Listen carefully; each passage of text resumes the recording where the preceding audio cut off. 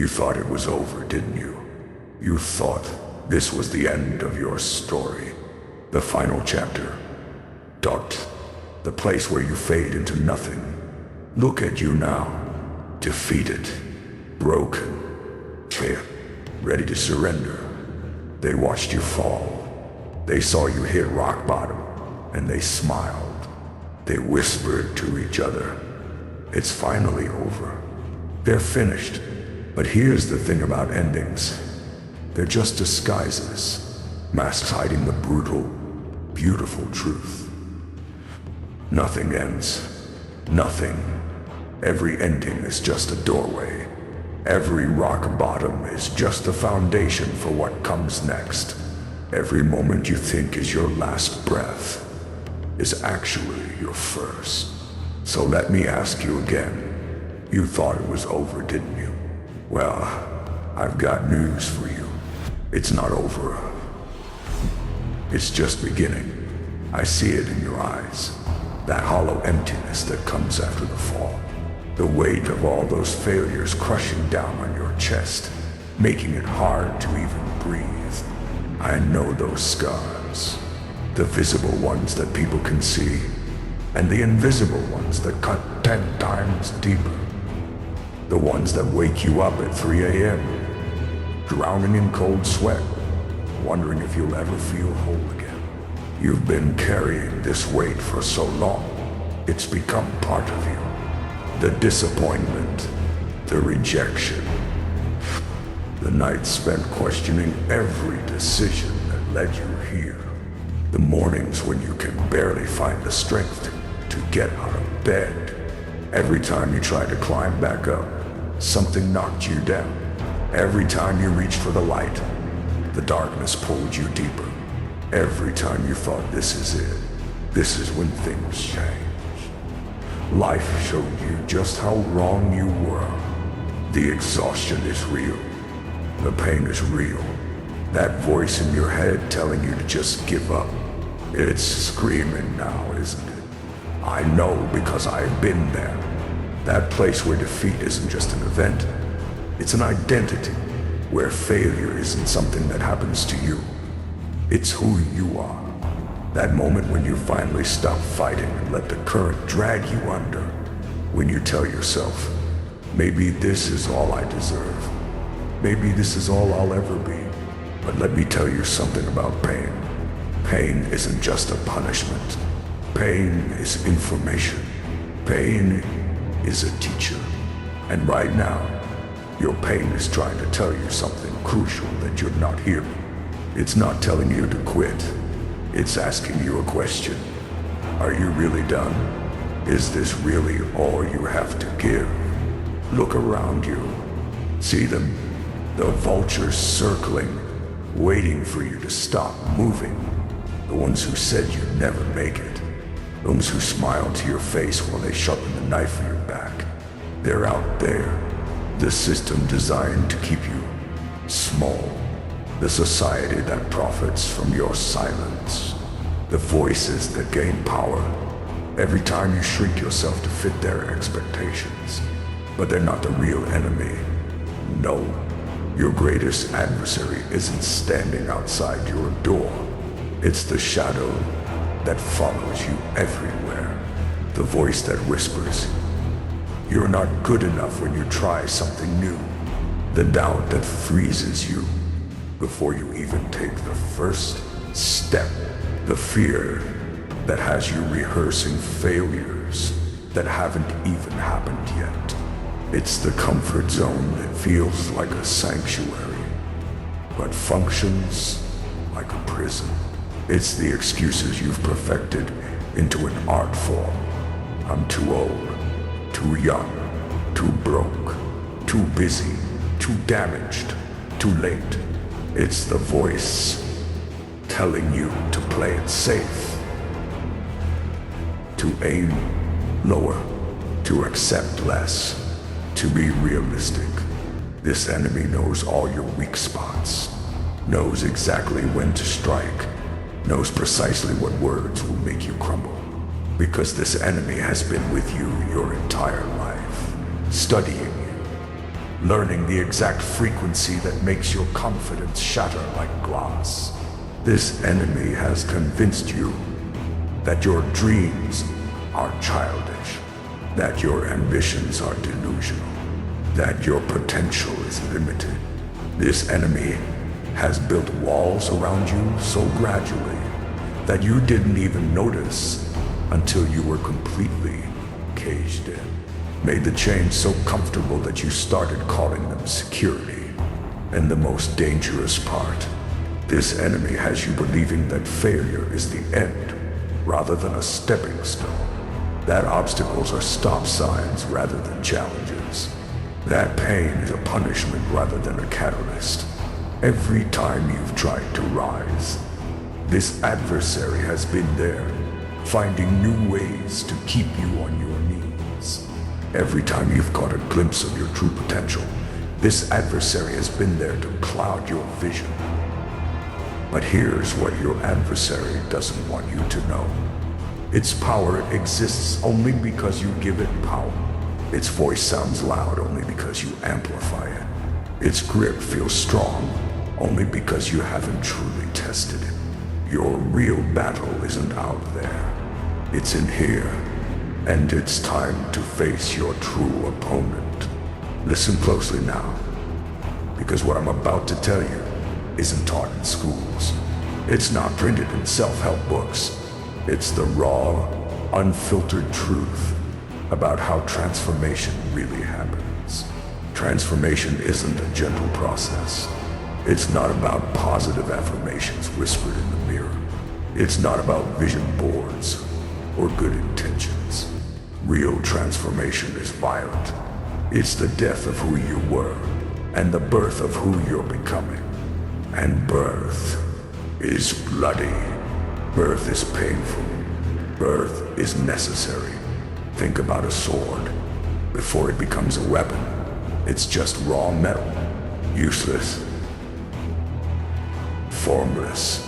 But when it's thrown into the fire, when it's beaten by the hammer, when it's plunged into cold water again and again, that's when it becomes something lethal, something powerful, something that can no longer be ignored. You are that sword, and everything you've been through, every failure, every setback, every moment that brought you to your knees, that's the fire, that's the hammer, that's the process that's forging you into something unstoppable. The pain you feel isn't breaking you, it's breaking you open, creating cracks where your light can finally shine through. The resistance you face isn't stopping you, it's strengthening you, building muscles you never knew you had. Every tear you've shed is watering the seeds of your rebirth. Every night spent in darkness is preparing your eyes to recognize the dawn. You see, resilience isn't just about bouncing back. It's about bouncing forward, using the force of what tried to destroy you to propel you into something greater than you ever imagined. The human spirit has an extraordinary capacity. When everything is stripped away, your pride, your plans, your certainty, what remains is your essence, your core, the part of you that cannot be destroyed, because it is forged in the very fire, meant to consume it. This is the mechanism of true change, not avoiding pain, but moving through it, not resisting challenges, but embracing them, not running from fire, but becoming it. Right now, you stand at the crossroads. You can interpret what's happened to you as evidence of your limitations, or as preparation for your comeback. You can see your scars as disfigurements, or as proof that you're stronger than whatever tried to break you. You can view your story as a tragedy, or as the setup for the most extraordinary transformation anyone has ever witnessed. The choice is yours, but understand this. The very things that have brought you to this point, the failures, the rejection, the loss, the pain. These are the exact materials required for your transformation. You haven't been destroyed. You've been distilled, reduced to your essential elements, so you can rebuild into something purer, stronger, more authentic than before. This isn't the end of your story. It's the moment in the story where the hero finds their power, where the caterpillar, having dissolved into complete chaos inside the chrysalis, finally emerges as something entirely new, something that can fly. Look around you. What do you see? A world of sleepwalkers, people shuffling through existence, not living but merely existing. They wake up, they work, they scroll, they sleep, rinse and repeat, until the day they die. Their dreams collect dust in the corners of their minds. Their potential remains frozen in the ice of someday. They've accepted the script handed to them. They've surrendered to the comfortable numbness of mediocrity. They've settled for a life of quiet desperation, drowning their greatness in distraction and denial. When life hits them, they crumble. When challenges come, they retreat. When pain finds them, they break. They are leaves in the wind, carried wherever the current takes them. No direction, no purpose, no power. And then there's you. You who has been through the fire and refused to be consumed by it. You who has tasted defeat and used it as fuel rather than poison. You who has stood at the edge of the abyss and instead of jumping, built wings. The difference isn't circumstance. It's choice. The choice to rise when gravity demands you fall. The choice to grow when the world expects you to wither. The choice to roar when they want you to whimper. Look at those who succumb to adversity. They wear their wounds like anchor, letting past pain determine future possibility.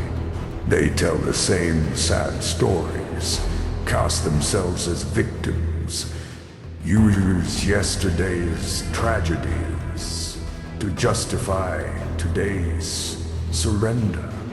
But the resilient, they wear their scars like medals, evidence not of what they've suffered, but what they've survived. They transform their darkest chapters into the foundation of their greatest strengths. They don't deny their wounds. They alchemize them into wisdom. The defeated say, "This happened to me." The resilient say, "This happened for me." The defeated ask, "Why me?" The resilient ask, "What next?" The defeated see walls. The resilient see doors. Two people can face the exact same storm. One will be destroyed by it. The other will harness its power and learn to fly within it. The question isn't what you've been through. The question is who you've become because of it. Are you the ember that fades at the first drop of rain? Or are you the wildfire that uses the wind of resistance to spread your flames even further? Are you the glass that shatters when struck? Or are you the diamond that needed the pressure to reveal brilliance? This is the dividing line. This is where paths diverge. This is where destiny is determined. Not by what happens to you, but by what happens within you. The world is filled with those who surrender to circumstances. The history books are written by those who transcended them. Which story will you choose to write with the ink of your actions? Which legacy will you carve into the bedrock of time? The contrast couldn't be clearer. And the choice, the most important choice you'll ever make, is entirely yours. Words without action are just noise.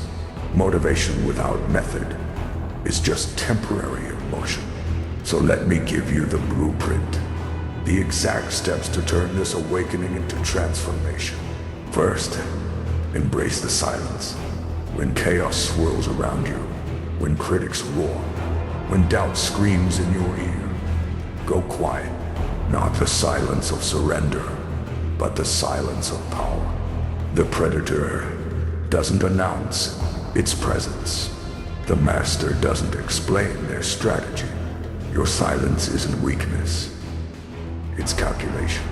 Let them wonder what you're building while you focus on the work. Every morning, stand before the mirror. Look yourself in the eye. Not with pity, not with regret, but with unwavering acknowledgement. Say to yourself, I am not what happened to me. I am what I choose to become. Your words program your mind.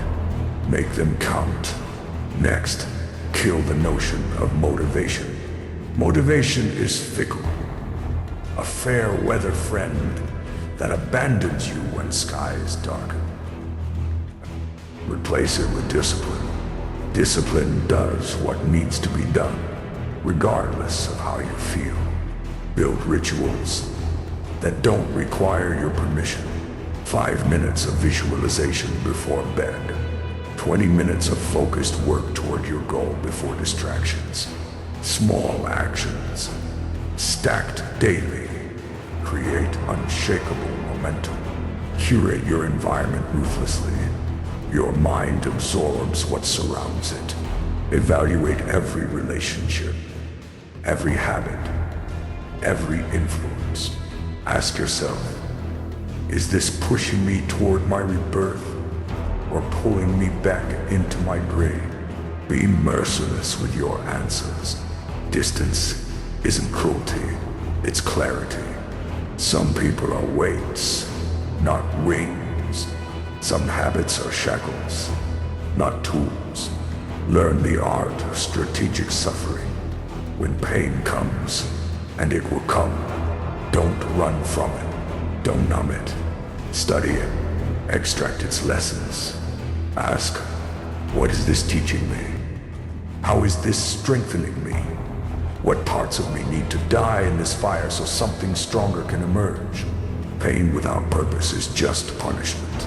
Pain with perspective becomes power. Set targets that terrify you, not vague hopes like be successful or be happy. Specific, measurable challenges that make your heart race when you consider them. Then break them down into daily actions so small they seem insignificant. Remember, mountains are conquered by consistent steps, not dramatic leaps. Document your journey, not for social validation, but for personal reflection. Record where you started, what you overcame, how you evolved. On days when doubt returns, and it will return, these records become evidence against the lies your mind tells you about your capability. Find your battle cry, a phrase that cuts through mental fog and emotional weakness. Make it personal, make it powerful. Words that, when spoken, reignite your resolve. Mine was simple, not done yet. 3 words that reminded me my story wasn't over. My strength wasn't depleted. My fight wasn't finished. Create a council of the resilient. Surround yourself with those who have weathered their own storms. Not just positive people, realistic optimists who understand darkness but choose light anyway. Distance from those who celebrate your downfall or who subtly undermine your resurrection. Their limitations are not your reality. Most importantly, embrace imperfect action. Perfection is procrastination wearing a mask. Start before you're ready. Move before you're confident. Build before you're certain. The path doesn't appear until you begin walking. This isn't about motivation. This is about methodology. This isn't about feeling good. This is about becoming unstoppable. Implementation without inspiration fades. Inspiration without implementation never materializes. You need both. The fire and the focus. The rage and the routine. The dream and the discipline. The world is full of passionate people who never translate that passion into progress. Don't be one of them. Let others talk about what they'll do someday. You'll be too busy doing it today. Listen to me carefully now. The person you were when this journey began no longer exists. That version of you died in the flames of transformation. What stands in its place is something else entirely. You are no longer the victim of your circumstances, but the architect of your reality. No longer the product of your past, but the creator of your future. The metamorphosis isn't coming. It's already happened. The only question is whether you'll recognize and claim it. You've walked through fire and emerged not just intact, but ignited. You've been buried, not as a corpse, but as a seed. You've been broken, not to be diminished, but to be rebuilt into something that can no longer be contained by old limitation. This new identity isn't something you need to construct. It's something you need to accept, to recognize, to embody. The warrior spirit was always within you. The unbreakable will was always your birthright. The unstoppable force was always your true nature. The pain didn't create these qualities. It revealed them. Every test you endured was simply life asking the question, who are you really? Beneath the masks and the doubts and the fears. And with every step forward, despite the weight dragging you down, you answer. You are resilience personified, persistence made flesh, determination with a heartbeat. The world tried to write your story for you. Tried to convince you that you were too damaged, too defeated, too broken to rise again.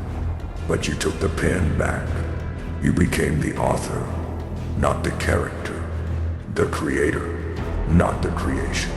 You are the phoenix that confusion, mediocrity, and limitation fear, because your very existence proves their power is an illusion. Your rebirth exposes their lies. Your transformation threatens their control. This identity isn't arrogance, it's awareness. It's not about being superior to others. It's about refusing to be inferior to your potential. It's about recognizing that the fire meant to destroy you has become the light by which you now guide yourself. You've earned this evolution, paid for it with tears and sweat and blood, sacrificed comfort, certainty, and approval at the altar of becoming. This new self isn't given, it's claimed through grit, through perseverance, through unwavering commitment to the truth that you were meant for more. Remember this, the strongest steel is forged in the hottest fire. The deepest roots grow from the harshest conditions. The most powerful transformations emerge from the most painful challenges. Look in the mirror, really look. The eyes staring back at you have seen things, weathered storms, witnessed both horror and beauty. They're different eyes now, clearer, steadier, unwavering. The hands that once trembled now stand firm. The heart that once fractured now beats with purpose. The mind that once doubted now knows, truly knows, its own capacity for regeneration. You are not what happened to you. You are what you chose to become in response. You are not your wounds. You are the healing that transformed them into wisdom. This isn't just motivation. This is recognition of who you've always been beneath the fear and conditioning of what you're capable of when illusions are stripped away, of the force you become when you align with your truest self. They thought they were breaking you. Little did they know they were simply breaking you open, releasing something far more powerful than they could ever comprehend. This is who you are now. Unbreakable, unstoppable, unbound. Claim it. The time for contemplation is over. The era of preparation has passed. This is the moment where thought transforms into action, where potential converts to power, where words manifest as reality. What will you do with this fire you've kindled? Will you contain it safely, keep it small and manageable? Or will you let it rage, let it spread, let it consume everything that stands between you and your highest vision? Starting now. Not tomorrow. Not when you feel ready. Not when the circumstances align. You will take the first step, however imperfect, however uncertain. The universe rewards motion, not meditation. Dreams without deadlines remain fantasies. Potential without application becomes regret. Identify one action, just one. Something you can complete within 24 hours that moves you closer to the person you're becoming. Not something comfortable, something necessary, something that makes your heart beat faster just thinking about it. Then do it before doubt creeps in, before fear manufactures excuses, before the world offers distractions. Your journey hasn't been for you alone. The fire you've walked through, the lessons you've paid for with pain, the strength you forged in darkness, these aren't meant to be hoarded. They're meant to be shared. Your transformation becomes a beacon for others still lost in their own darkness. Find someone who stands where you once stood. Extend your hand, not from a place of superiority, but solidarity. Share your story, not the sanitized version, but the raw truth. The moments you wanted to quit, the times you did quit, but found the courage to begin again. The failures that preceded the breakthrough. Your vulnerability will do more for them than your perfection ever could. Connect with others walking a similar path, not just to receive support, but to give it.